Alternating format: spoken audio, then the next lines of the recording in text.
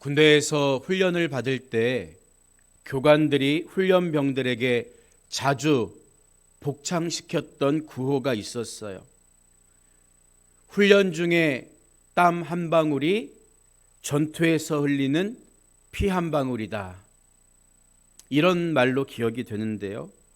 사실 매일 반복되는 훈련이 지겹고 힘들었지만 이 구호를 힘껏 외칠 때마다 다시 힘이 났던 기억이 있습니다. 어쩌면 신앙도 군인이 훈련받는 것과 비슷하다고 말할 수가 있어요. 왜 우리는 매일 성경을 읽고 기도하고 묵상하면서 함께 모여 예배 드리는 걸까요? 가만히 있으면 신앙은 그냥 그대로인 게 아니라 마치 밀려오는 물결에 떠밀려 내려가는 것처럼 점점 약해지고 병들기 때문입니다. 이스라엘 백성들이 가나안까지 단 보름이면 들어갈 수가 있었습니다. 그런데도 하나님은 그들을 광야로 내모십니다. 그 이유가 뭡니까? 가나안에 들어가는 것보다 더 중요한 게 가나안에서 신앙을 지키며 살 수 있는 백성으로 변화되는 것이었기 때문이죠. 광야란 말 그대로 아무것도 없는 척박한 땅입니다. 또한 내 힘으로 무언가를 해볼 수도 없는 장소예요. 씨를 뿌려도 자라지 않고 가축을 키울 수 있는 목초지와 물도 충분하지가 않기 때문입니다. 그래서 광야에서 받는 훈련은 다른 게 아니라 하나님만 믿고 하나님만 바라보는 것, 이게 전부예요. 예나 지금이나 신앙은 영적 전투와 같습니다. 우리 생각처럼 만만하거나 절대 쉬운 게 아니라는 거죠. 도종환 시인이 흔들리지 않고 피는 꽃이 어디 있으랴 이런 노래를 했던 것처럼 연단받지 않으면, 우리 삶을 갈아엎지 않으면 절대로 좋은 신앙인이 될 수 없습니다. 그래서 오늘 히브리서 기자도 훈련받는 군인에게 훈련 때 땀 한 방울이 전투에서 피 한 방울이다, 이렇게 격려하는 것처럼 비슷한 말을 하고 있는 거죠. 본문 32절을 보면 전날에 너희가 빛을 받은 후에 고난의 큰 싸움을 견뎌낸 것을 생각하라, 이렇게 이야기하고 있습니다. 어떤 걸 생각하라는 거예요? 은혜의 빛을 받은 후에 고난을 견뎌내야 했던 일을 한번 생각해 봐라, 그때를 기억해 봐라, 이 말을 하고 있는 거예요. 우리가 처음 은혜 받았을 때에는 마치 비가 갠 하늘에 맑은 해가 떠오른 것처럼 온통 세상이 다 아름답게만 보입니다.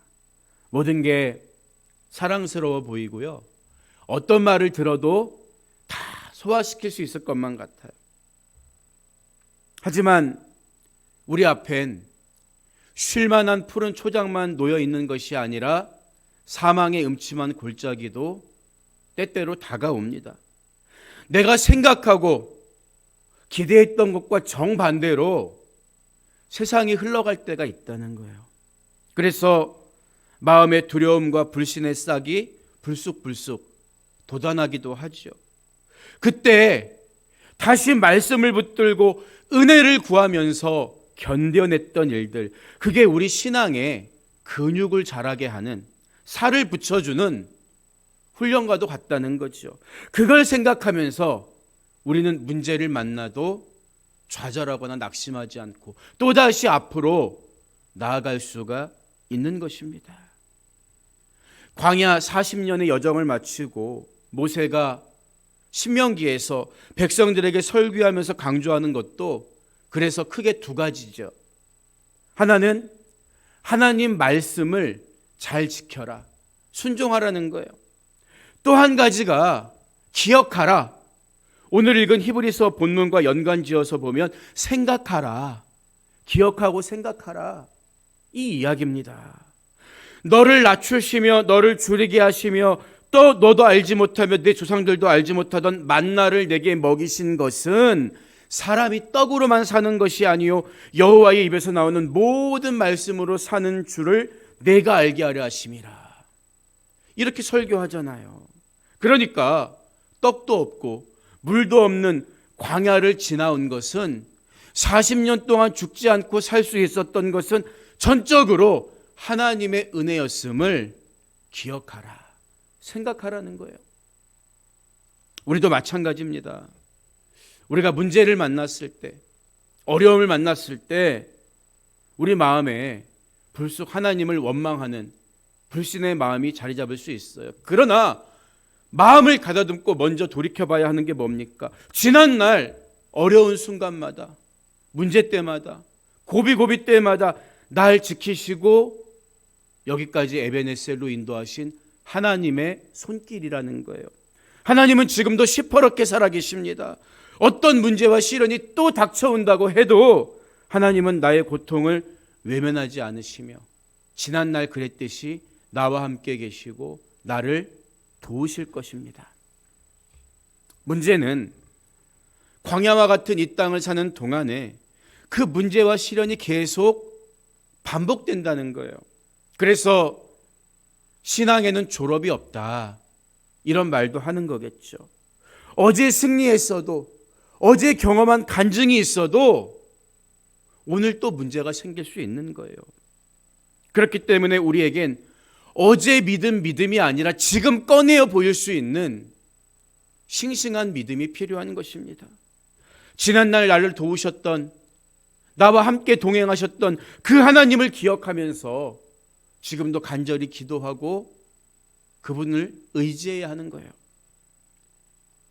본문 33절을 보면 우리의 환경이 과거에도 그랬고 지금도 그랬듯이 녹록하지 않다는 것을 보여주고 있어요. 혹은 비방과 환난으로서 사람에게 구경거리가 되고 혹은 이런 형편에 있는 자들과 사귀는 자가 되었으니, 이렇게 말하고 있기 때문이에요. 그리스도인이라는 말이 처음 생겨난 곳은 이방 땅에 세워진 안디옥 교회에서였습니다. 당시엔 그리스도인으로 살기 위해서 많은 불이익과 불편을 감수해야 했기 때문이에요. 누가 그리스도인을 로마 법정에 고발하면 고발당한 그리스도인의 재산은 몰수당하게 됩니다. 조롱과 멸시는 말할 것도 없죠. 그래서 야, 그래도 예수를 믿어? 이런 어리석고 지긋지긋한 예수쟁이 이 경멸의 의미로 그리스도를 믿고 따르는 이 크리스천, 이런 말이 생겨났던 거예요.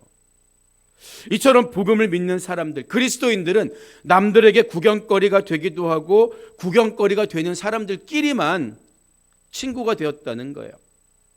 그러니까 우리가 처한 현실은 인간적인 도움을 기대하기 어렵다는 거죠. 왜 그렇습니까? 우리는 진리를 말하기 때문에. 불의로 가득 찬 세상, 거짓으로 가득 찬 세상은 예수가 전하는 복음을 핍박하게 되어 있는 것입니다. 요즘 말로 돈도 없고 배경도 없는 사람이 그리스도인이었다는 거예요. 히브리서 기자는 하지만 그것을 이상하게 여기지 말아라, 그게 당연한 것이야, 이렇게 말하고 있기 때문이에요.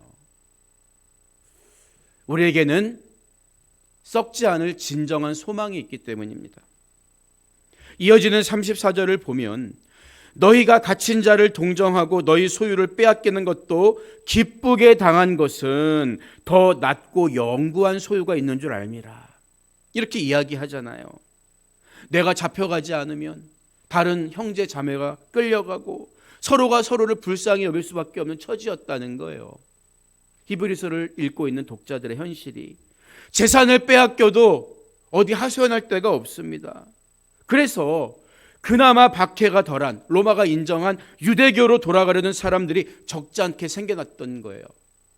유대교로 돌아가서 제사도 드리면서 그냥 예수도 믿으면 되는 거 아니야? 그런데 히브리서 기자는 예수님을 믿는다는 이유로, 예수님만이 나의 구주라는 사실을 고백한다는 이유만으로 이런 일을 당해도 기쁘지 않느냐, 이렇게 말하는 거예요. 여러분, 이 말에 얼른 동의가 되십니까?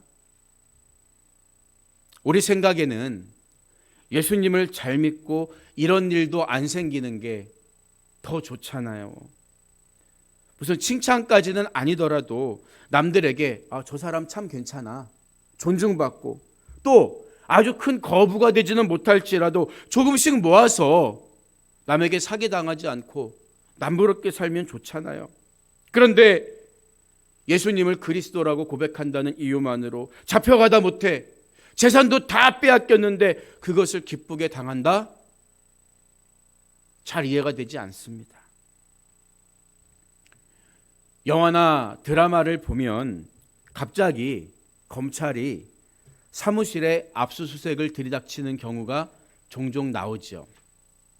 고가의 컴퓨터, 노트북, 각종 서류들을 박스에 모조리 담아갑니다. 그런데 보통의 경우 그런 장면에서 사장은 태연해요. 왜 그렇습니까? 가장 중요한 비밀은 작은 이 메모리 카드, USB에 담아서 미리 숨겨뒀기 때문이에요. 이것만 있으면 아무 문제 없는 거예요. 여러분, 조금 거친 예지만 마찬가지 아니겠습니까? 세상이 내 명예를 빼앗아 갈 수 있어요. 물질적으로 불이익 줄 수 있습니다. 심지어 목숨을 앗아갈 수도 있습니다. 하지만 그럴 때마다 내가 받을 상급이 더 분명해진다면, 하나도 그것을 빼앗기지 않는다는 사실이 내 마음에 더 큰 확신으로 자리 잡는다면 당연히 기뻐할 일 아닐까요? 그래서 예수님은 누가복음 18장 29절 이하에서 하나님의 나라를 위하여 집이나 아내나 형제나 부모나 자녀를 버린 자는 현세의 여러 배를 받고 내세의 영생을 받지 못할 자가 없느니라 선포하신 거예요. 이 말씀이 믿어지면 우리는 하나님 나라를 위해서, 복음을 위해서 예수님을 믿는다는 이유로 어떤 조롱과 핍박을 당할지라도 낙심할 이유가 전혀 없는 거예요. 그때마다 내 안에 있는 상급은 더욱더 분명하게 각인되기 때문에 내가 못 받으면 내 자녀가 또 후손이 잘 되는 거예요. 영원한 생명을 보장해 주십니다. 절대 손해보지 않는 게 신앙입니다. 문제는 예수님의 이 말씀이 영생에 주어지는 상급이 믿어지지 않으니까 죽으면 가지고 가지도 못할 이 물질 때문에 시험 들고 넘어지는 것 아니겠습니까? 그렇기 때문에 우리가 시련을 이기려면 단순히 과거에 내가 신앙생활 잘했던 거 그 기억만 한다든지 어떤 결심만 가지고 있으면 안 돼요. 지금 믿음이 필요한 거예요. 담대함과 인내심이 있어야 합니다. 그래서 35절을 보면 그러므로 너희 담대함을 버리지 말라. 지키라는 거예요. 이것이 큰 상을 얻게 하느니라. 큰 상이 어떻게 주어진다고요? 담대함을 잃어버리지 않는 사람들에게. 에베소서 6장을 보면 영적 전투를 위한 전신갑주 이야기가 나오잖아요. 그중에 6장 16절을 보면 모든 것 위에 믿음의 방패를 가지고 이로써 능히 악한 자의 모든 불화살을 소멸하고, 이렇게 권면하는 구절이 있습니다. 여러분, 불화살이 뭡니까? 고대 전쟁에서 상대방에게 굉장히 공포심을 주는 무기가 불화살이었어요. 불화살이 떨어지면 온통 그 일대가 불바다가 되기 때문에 상대방의 마음을 흔드는 심리전에 아주 강한 무기가 불화살이었습니다. 마찬가지로 마귀가 허장성세로 우리를 두렵게 하는 거예요. 이때 우리가 뒷걸음질 치면 안 됩니다. 마귀는 이미 예수님의 십자가에서 완벽하게 패했고 우리는 죄에 대해서 이미 죽었기 때문이에요. 하지만 내 안에 있는 두려움과 의심하는 마음을 마귀가 집요하게 파고들면서 마치 내가 하나님의 자녀로서 자격이 없는 것처럼 우리 믿음을 흔들고 불안하게 만들죠. 하지만 내가 하나님의 자녀가 된 것은 나의 행위나 의 때문이 아니라 오직 예수 그리스도 보혈의 공로 때문입니다. 그래서 우리는 믿음의 방패를 들고 마귀가 주는 악하고 부정적인 생각을 막아내야 하는 거예요. 이어지는 36절은 너희에게 인내가 필요함은 너희가 하나님의 뜻을 행한 후에 약속하신 것을 받기 위함이라. 이렇게 말하죠. 여러분, 영적 전쟁은 우리 숨이 끊어지는 순간까지도 계속되는 거예요. 간혹 성도님들 중에는 마귀까지 어떻게 나를 시험해? 이렇게 생각하시는 분들이 계신데 그렇지 않습니다. 오히려 믿음이 좋을수록 마귀가 집요하게 공격하는 거예요. 마귀가 시험도 안 하는 사람은 시험할 필요도 없는 사람이죠. 심지어 마귀는 예수님까지도 공격했어요. 무려 40일을 금식하시고 기도하신 예수님 앞에 나타나서 천연덕스럽게 시험한 존재가 악한 사단 마귀입니다. 그렇기 때문에 우리가 믿음의 담대함을 지키려면 인내심이 필요한 거예요. 성경에서 인내라는 말이 항상 같이 짝을 이루는 단어가 있는데 그게 바로 소망이라는 말이죠. 소망이 있기 때문에 우리는 인내할 수 있는 거예요. 그래서 예수님은 누가복음 21장 19절에서 너희의 인내로 너희 영혼을 얻으리라 말씀하신 거죠. 군인에게 아무리 힘들어도 제대하는 날이 찾아오듯이 임신부에게 10달이 지나면 해산하는 날이 찾아오듯이 모든 인내는 반드시 끝나는 날이 있습니다. 어떤 고난도 사라지는 날이 있는 거예요.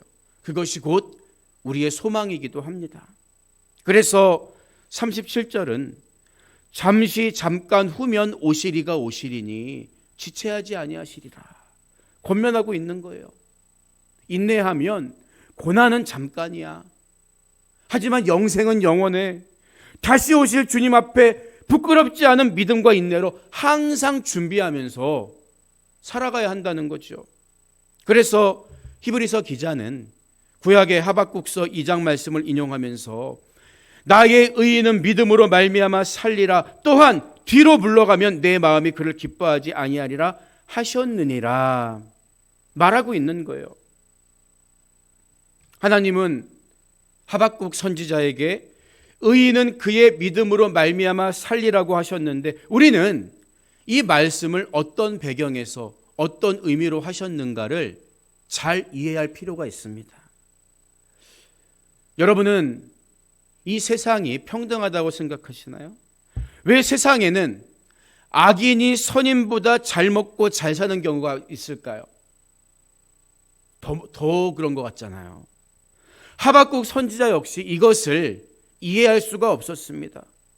타락한 유다가 징계받는 것은 이해할 수 있지만 그렇다고 유다보다 더 악한 바벨론이 유다를 심판하는 도구가 된다는 것은 납득할 수가 없었던 거예요. 마치 똥 묻은 개가 겨 묻은 개를 나무라는 것 같은 게 이 세상에 돌아가는 모습이라는 거예요. 그런 하박국을 향해서 하나님이 하신 말씀이 보라 그의 마음은 교만하며 그 속에서 정직하지 못하나 의인은 그의 믿음으로 말미암아 살리라 이 말씀이라고요. 세상에서 돈이나 권력을 가진 사람은 대단히 의로운 척하지만 부와 의로움은 별개입니다. 악인이 더 형통한 것처럼 보이는 세상에서 하나님 앞에 설 수 있는 사람은 오직 믿음을 가진 사람이기 때문에 의인은 그의 믿음으로 말미암아 살리라 이렇게 말씀하신 거예요. 잘 사는 것처럼 보이지만 결국에는 망하고 마는 악인을 부러워하지 마시고 하나님이 인정해 주시는 믿음의 사람이 되시기 바랍니다. 믿음으로 인내할 때 우리는 신앙의 경주를 완주할 수 있는 거예요. 그래서 마지막 39절은 우리는 뒤로 물러 멸망할 자가 아니요 오직 영혼을 구원함에 이르는 믿음을 가진 자니라 권면하고 있는 거죠. 이 말씀은 우리 그리스도인의 본질과 정체성을 아주 잘 요약해 준 말씀이라고 볼 수 있어요. 우리는 두려워서 뒤로 물러나다가 멸망에 빠지는 자들이 아니라 믿음으로 앞에 있는 구원을 향해 나아가는 존재입니다. 따라서 뒤로 물러나지 말라는 말은 단순히 윤리도덕적으로 요구하는 권면의 말씀이 아니라 너희는 처음부터 물러날 수 없는 존재로 부르심받은 거야. 우리 존재 자체가 물러날 수 없기 때문에 그 본성에 반하는 행동을 해서는 안 된다. 이 말인 거예요. 우리가 받은 복음이 완전하기 때문입니다. 어떤 사람에게도 불완전한 구원을 주신 복음은 없어요. 예수 그리스도는 천사들과 비교할 수조차 없는 분이시고 모세보다도 또한 아론의 반차를 따르는 인간 대제사장보다 옛 언약에 근거한 어떤 율법과 제사보다 우월한 분이시기 때문입니다. 그분은 살아계신 하나님의 아들이시고 성자 하나님이십니다. 그분이 자기 피로 값을 지불하고 나를 사신 거예요. 여기에 무엇을 더 보탤 필요가 있겠습니까? 여러분의 정체성은 하나님의 자녀이고 여러분의 가치는 예수님 짤이라는 거예요. 주님은 곧 오십니다. 항상 이것을 마음에 새기고 어떤 일을 만나도 하나님의 자녀답게 담대함과 인내로 구원의 완성을 이뤄가시기 바랍니다. 오늘 말씀을 마무리합니다. 독일의 종교 개혁자 마틴 루터는 학창시절 남의 집 앞 창문에서 노래를 부르고 돈을 받아서 학비에 보탰다고 해요. 당시 가난한 학생들이 종종 그런 방법으로 돈을 벌었다고 하지요. 물론 노래의 실력이 영 형편없거나 주인의 성품이 곱지 못하면 되레 무안을 당하고 빈손으로 쫓겨나는 일도 빈번했다고 합니다. 한 번은 루터가 어느 집 창문 아래서 큰 소리로 노래를 불렀습니다. 그런데 노래를 시작하자마자 창문이 확 열리더니 체격이 크고 무섭게 생긴 아저씨가 루터를 쳐다보는 거예요. 그리고는 문 밖으로 뛰어나옵니다. 이 험상궂은 아저씨가 자기에게 주먹질이라도 할까봐 루터는 겁이 나서 도망치기 시작했죠. 하지만 결국 그 아저씨에게 붙잡혔어요. 그런데 두려움에 떨고 있는 루터에게 그 아저씨가 돈 뭉치를 내밉니다. 알고 보니까 그 사람은 노래하는 신학생에게 장학금을 주려는 따뜻한 마음을 가진 소유자였던 거죠. 루터가 그때를 회고하면서 나는 목소리가 별로 좋지 않다는 열등의식으로 노래를 하다 보니까 그 아저씨가 뛰어나오는 것이 곧 자기를 해치기 위한 것으로 여겼다고 고백을 해요. 그러면서 고백하기를 두려움의 안경을 끼고 세상을 보면 세상 만사가 다 염려와 걱정으로 가득 차 있고 믿음이라는 안경을 끼고 세상을 바라보면 세상 속에 하나님의 손길이 보입니다. 이런 이야기를 했죠. 여러분 정말 그렇습니다. 히브리서를 쓸 당시에 그리스도인들의 환경도 좋지 않았어요. 우리를 둘러싸고 있는 환경도 중요하지만 그 환경을 어떤 눈으로 보느냐에 따라 해석이 달라지고 그 해석에 따라 우리의 삶도 우리 삶의 가치도 달라지는 거라고요. 여러분 안에 계신 하나님의 안경을 쓰고 하나님의 시선으로 삶을 바라보시기 바랍니다. 하박국이 고백했던 것처럼 비록 무화과 나무에 열매가 없고 외양간에 송아지가 없을지라도 구원의 하나님, 누구도 빼앗을 수 없는 영생의 상급을 주시는 그 하나님으로 인해 기뻐하고 즐거워하게 될 수 있습니다. 하나님이 주신 이 자유와 평안을 빼앗기지 말고 끝까지 믿음으로 인내하는 여러분의 복된 삶이 되시기를 주님의 이름으로 축원드립니다.